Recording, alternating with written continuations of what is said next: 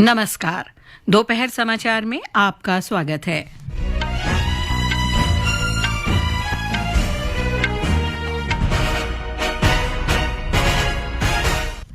प्रधानमंत्री नरेंद्र मोदी ने कहा, पीएम विश्वकर्मा योजना भारत को विकसित राष्ट्र बनाने के लिए परंपरागत कौशल को बढ़ावा देने की महत्वपूर्ण पहल है।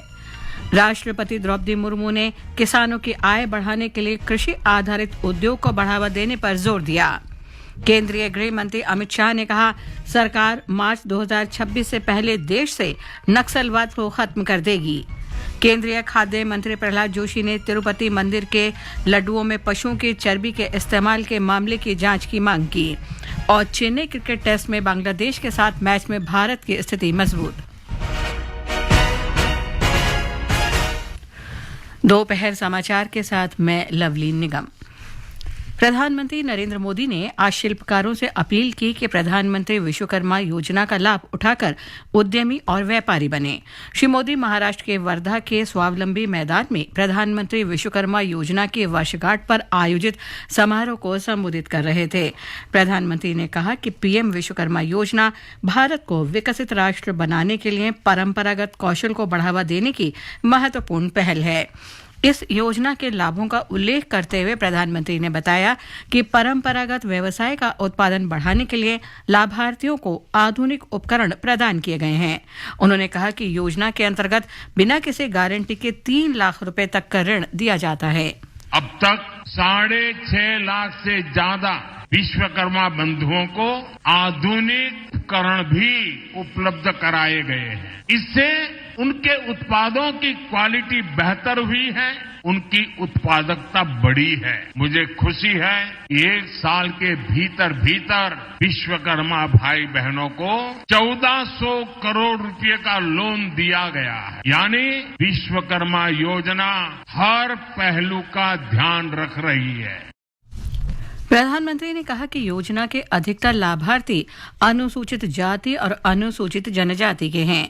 श्री मोदी ने महाराष्ट्र सरकार की 2 योजनाओं का भी शुभारंभ किया।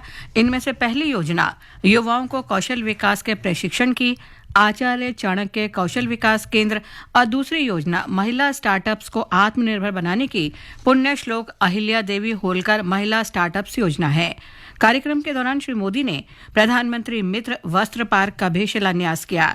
इस अवसर पर प्रधानमंत्री ने कहा कि यह पहल भारत के गौरव को पुनर्स्थापित करने में सहायता करेगी।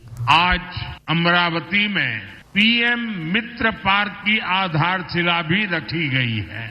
आज का भारत अपनी टेक्सटाइल इंडस्ट्री को वैश्विक बाजार में टॉप पर ले जाने के लिए काम कर रहा है। देश का लक्ष्य है भारत की टेक्सटाइल सेक्टर के हजारों वर्ष पुराने गौरव को पुनर्स्थापित करना। ये पार्क पश्चिम विदर्भ के अमरावती जिले में 1000 हेक्टेयर क्षेत्र में बनाया जाएगा। प्रधानमंत्री विश्वकर्मा योजना की वर्षगांठ के सिलसिले में इंडिया पोस्ट ने एक स्मृति डाक टिकट भी जारी करेगा। श्री मोदी ने इस योजना के अंतर्गत 1 लाख से अधिक लाभार्थियों को डिजिटल पहचान पत्र और डिजिटल कौशल प्रमाण पत्र भी जारी किए। इसके अलावा प्रधानमंत्री ने 75,000 लाभार्थियों को डिजिटल ऋण स्वीकृति पत्र भी जारी किए। प्रधानमंत्री ने विश्वकर्मा योजना के अंतर्गत 18 लाभार्थियों को समारोह में ऋण के चेक प्रदान किए। प्रधानमंत्री ने शिल्पकारों के उत्पाद प्रदर्शनी के मंडप का भी दौरा किया और शिल्पकारों से बातचीत की। बिहार के पटना जिले के उपेंद्र महारथी शिल्प संस्थान में पीएम विश्वकर्मा योजना की पहली वर्षगांठ का आयोजन किया गया। इस अवसर पर पूर्व केंद्रीय मंत्री और पटना साहिब के सांसद रविशंकर प्रसाद ने योजना के लाभार्थियों को प्रमाण पत्र वितरित किए।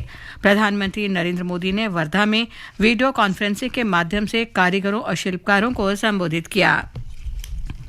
राष्ट्रपति द्रौपदी मुर्मू ने आज रांची के नामकुम में भारतीय कृषि अनुसंधान परिषद ICAR और राष्ट्रीय द्वितीयक कृषि संस्थान NISA के शताब्दी समारोह को संबोधित किया।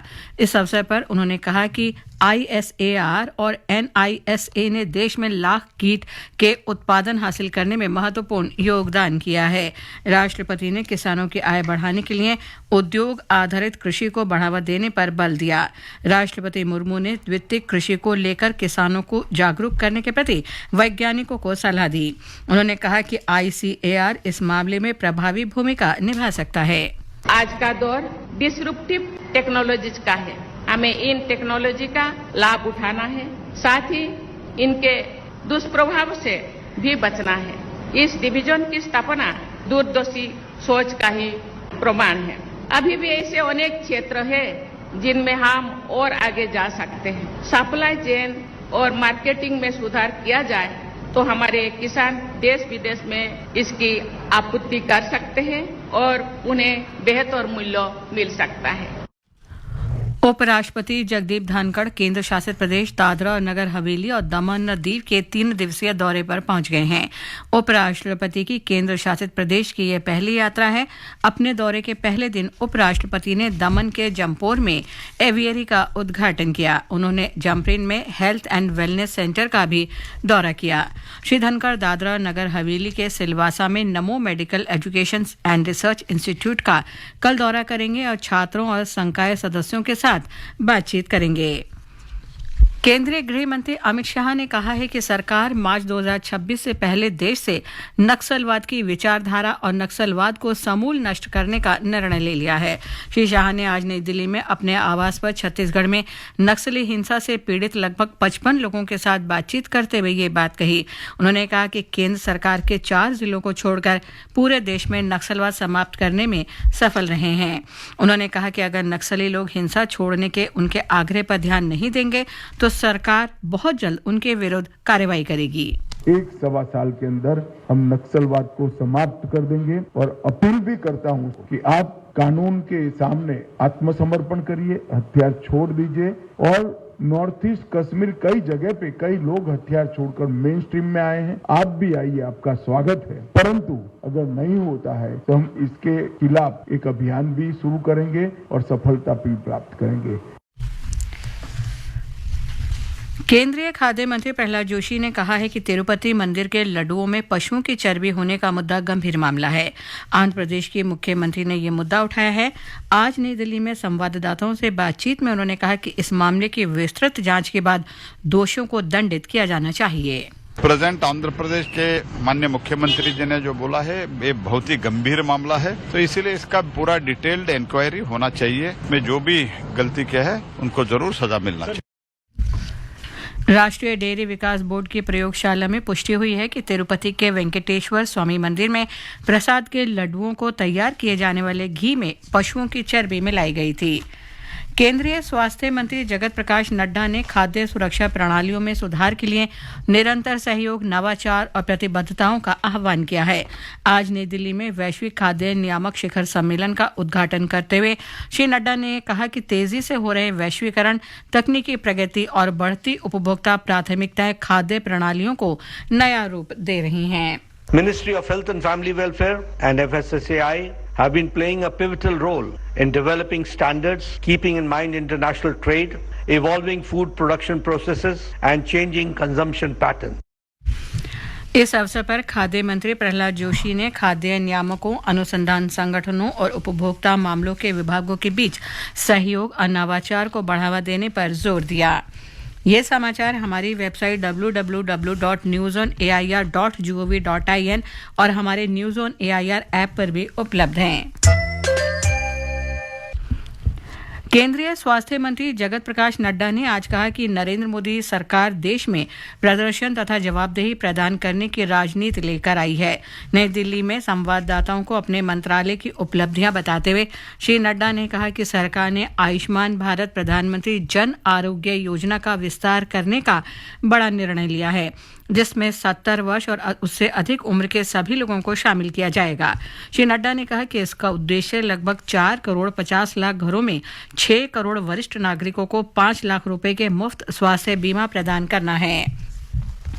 केंद्रीय गृह मंत्री अमित शाह ने आज साहिबगंज जिले के भोगंडी से संथाल परगना संभाग के लिए झारखंड भाजपा की परिवर्तन यात्रा की शुरुआत की।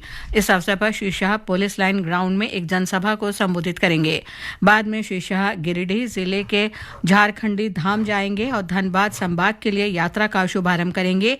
वे वहां एक जनसभा को भी संबोधित करेंगे।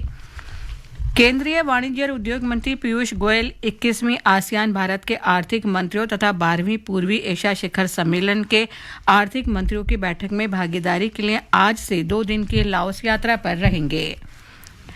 प्रधानमंत्री नरेंद्र मोदी कल से 3 दिन की यात्रा पर अमेरिका जा रहे हैं।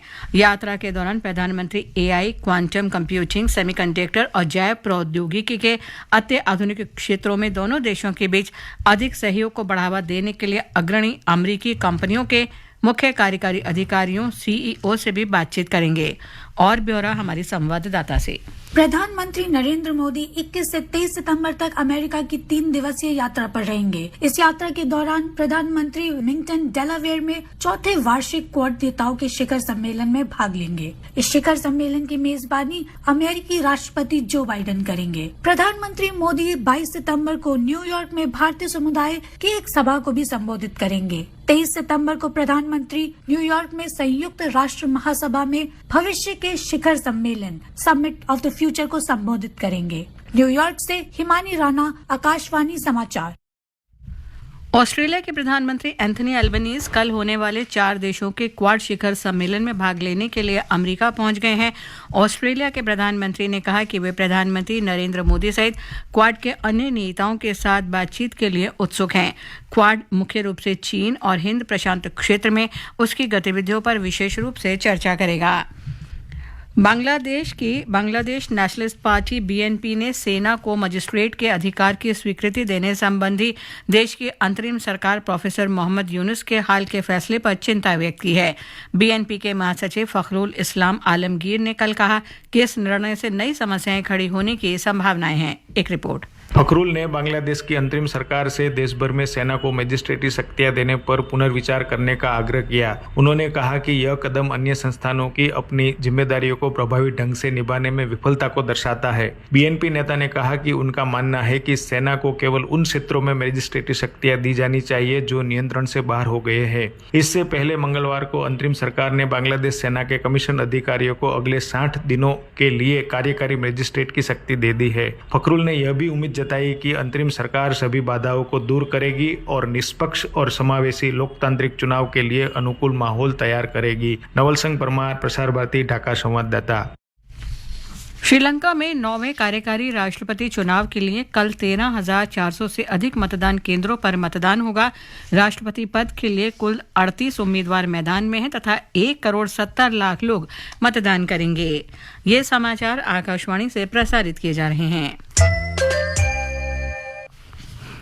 भारत और बांग्लादेश के बीच चेन्नई के एम.ए. चिदम्बरम स्टेडियम में खेले जा रहे पहले टेस्ट मैच के दूसरे दिन भारतीय टीम मजबूत स्थिति में पहुंच गई है। गेंदबाजों ने शानदार प्रदर्शन करते हुए बांग्लादेश के शीर्ष बल्लेबाजी क्रम को ध्वस्त कर दिया है। चायकाल तक बांग्लादेश ने 8 विकेट के नुकसान पर 112 रन बनाए थे। भारत की ओर से जसप्रीत बुमराह ने 3, रविंद्र जडेजा और आकाशदीप ने 2-2 विकेट लिए, जबकि 1 विकेट मोहम्मद सिराज ने हासिल किया। इससे पहले भारतीय टीम पहली पारी में 376 रन पर आउट हो गई थी। मौसम विभाग ने आज छत्तीसगढ़ और ओडिशा सहित देश के दक्षिणी हिस्सों के लिए तूफान की चेतावनी जारी की है। आकाशवाणी से बातचीत में मौसम विभाग के वैज्ञानिक डॉक्टर सोमा सेन ने कहा कि बंगाल की खाड़ी के ऊपर कम दबाव बनने की संभावना है, जिसके कारण कल देश के पूर्वी प्रायद्वीपीय क्षेत्रों में बारिश होने की संभावना है। कल से यही बारिश थोड़ा सा मॉइस्चर बढ़ेगी पेनिनसुलर और ईस्ट सेंट्रल इंडिया में, जिसके चलते विदर्भ, मराठवाड़ा, तेलंगाना, आंध्र प्रदेश, छत्तीसगढ़ और उड़ीसा में थंडरस्टॉर्म एक्टिविटी जारी रहेगी। बिहार के मुख्यमंत्री नीतीश कुमार ने आज गंगा नदी के बढ़े जल स्तर के कारण बाढ़ प्रभावित जिलों का हवाई सर्वेक्षण किया। मुख्यमंत्री ने अधिकारियों से बाढ़ प्रभावित क्षेत्रों में राहत और बचाव कार्य सुनिश्चित करने का आदेश दिया। अंत में मुख्य समाचार एक बार फिर। प्रधानमंत्री नरेंद्र मोदी ने कहा, पीएम विश्वकर्मा योजना भारत को विकसित राष्ट्र बनाने के लिए परंपरागत कौशल को बढ़ावा देने की महत्वपूर्ण पहल है। राष्ट्रपति द्रौपदी मुर्मू ने किसानों की आय बढ़ाने के लिए कृषि आधारित उद्योग को बढ़ावा देने पर जोर दिया। केंद्रीय गृह मंत्री अमित शाह ने कहा, सरकार मार्च 2026 से पहले देश से नक्सलवाद को खत्म कर देगी। केंद्रीय खाद्य मंत्री प्रहलाद जोशी ने तिरुपति मंदिर में लड्डुओं में पशुओं की चर्बी के इस्तेमाल के मामले की जांच की मांग की। चेन्नई क्रिकेट टेस्ट में बांग्लादेश के साथ मैच में भारत की स्थिति मजबूत। इसके साथ ही दोपहर समाचार का ये अंक समाप्त हुआ। नमस्कार।